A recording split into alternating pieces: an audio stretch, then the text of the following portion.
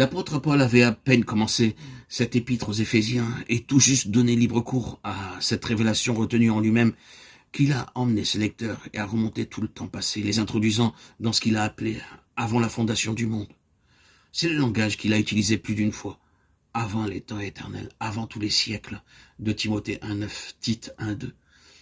Ayant effectué ce long survol des siècles et millénaires passés en remontant le temps, il a indiqué ce qui a eu lieu dans ce passé sans date. Deux choses sont mises en évidence et établies. Dans les conseils de la divinité, le Fils de Dieu fut désigné et nommé comme étant la sphère éternelle de tout ce qui serait de Dieu. En lui se trouve la définition, Éphésiens 1,4. L'apôtre utilise 200 fois ce terme dans ses écrits, sous des formes variées. L'écrivain de l'Épître aux Hébreux établit la même chose par des mots précis. Il l'a établi héritier de toutes choses, Hébreux 1,2. Ce n'est pas la connaissance exclusive de Paul. Jean et Pierre parlent tous les deux de la même chose quant à la position éternelle du Fils de Dieu. Mais Paul en dévoile beaucoup plus. Là, donc premièrement, avant les temps éternels, le Fils de Dieu, notre Seigneur Jésus-Christ, Éphésiens 1,3, fut établi comme le domaine inclusif de tout ce qui appartiendrait à Dieu, comme une race serait en Adam, 1 Corinthiens 15, 22, comme une nation se trouverait dans la seule postérité d'Abraham, Romains 4, 13.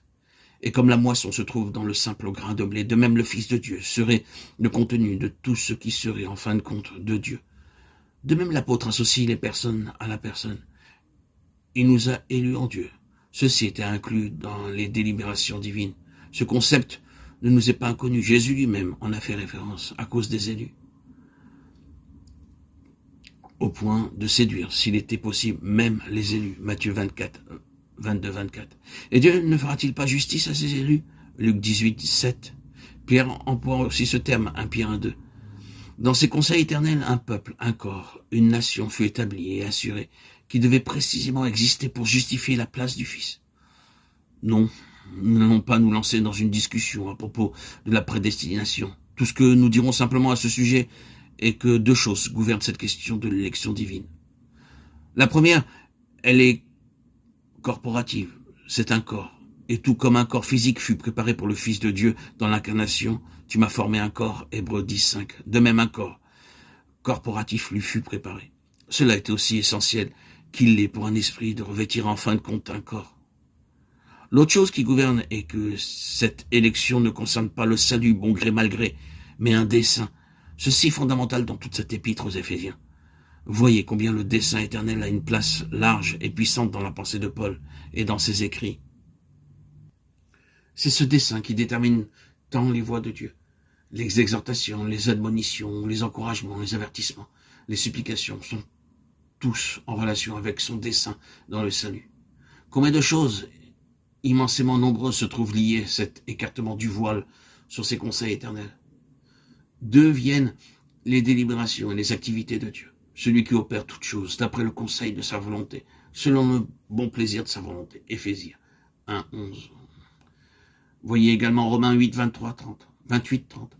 Nous devons cependant nous rappeler qu'il y a une seule chose absolument prééminente et prédominante qui détermine tout et de laquelle toute chose découle et avec laquelle toutes choses sont en relation. C'est cette seule chose qui explique tout ce qui se trouve dans cette épître aux Éphésiens et dans toutes les Écritures. C'est la place du Fils de Dieu. Cela explique en effet la vocation, la conduite et le conflit.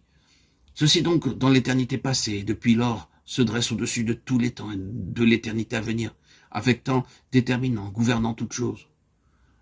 Pour prouver le bien fondé de ceci, il est seulement nécessaire de parcourir cette épître aux Éphésiens, de noter combien souvent le Seigneur Jésus est effectivement mentionné.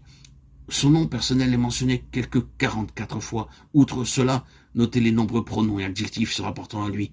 Il, lui, son et qui.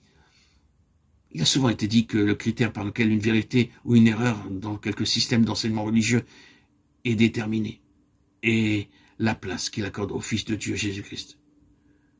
C'est là un critère très fiable.